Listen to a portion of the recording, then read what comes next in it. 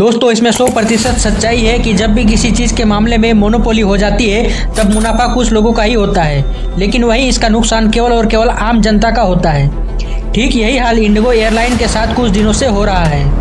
Pilots और crew members को rest देने के चक्कर में काफ़ी स्टाफ की कमी इंडिगो एयरलाइन को झेलनी पड़ी, जिसमें आम जनता को भी काफ़ी नुकसान झेलना पड़ा। डीजीसीए के द्वारा इंडिगो एयरलाइन के लिए एफडीटीएल नामक नियम बनाया गया था, जिसके द्वारा पायलट और क्रू मेंबर्स को मैंडेटरी वीकली रेस्ट दिया जाना था। इस नियम का पहला फेज 1 जुलाई को लागू हुआ था, वहीं इसका दूसरा फेज 1 नवंबर से लागू हो रहा था। इसी दूसरे फेज में क्रू मेंबर्स और पायलट्स को पर्याप्त आराम दिया जाने लगा, जिससे स्टाफ की भारी कमी होने लगी और इंडिगो एयरलाइन में सभी उड़ानें एकाएक कैंसिल होने लगी। इसमें आम जनता को इसलिए मुसीबत झेलना पड़ा क्योंकि उनके पास और कोई दूसरा ऑप्शन था ही नहीं, क्योंकि एयरलाइन में 65% हिस्सेदारी केवल इंडिगो के पास ही है, जिससे सारे रूट्स और फ्लाइट्स इंडिगो के कब्जे में बना हुआ था। यदि दूसरे कंपनी के फ्लाइट्स को रूट्स अवेलेबल ही नहीं होंगे तो वे उड़ान कैसे भरेंगे। पूरे इंडियन एविएशन सेक्टर में सबसे अधिक 65% मार्केट शेयर इंडिगो के पास है।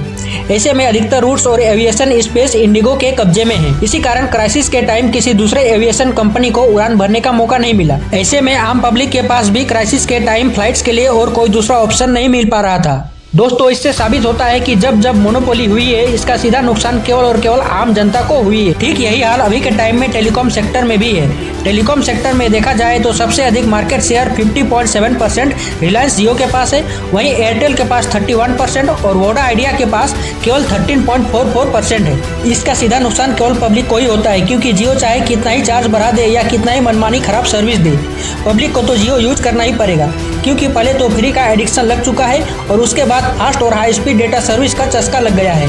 इसलिए चाहे कोई भी सेक्टर हो, केवल एक ही कंपनी को कभी भी बढ़ावा नहीं मिलना चाहिए, क्योंकि क्राइसिस के टाइम केवल एक ही कंपनी के ऊपर डिपेंडेंसी बढ़ जाती है।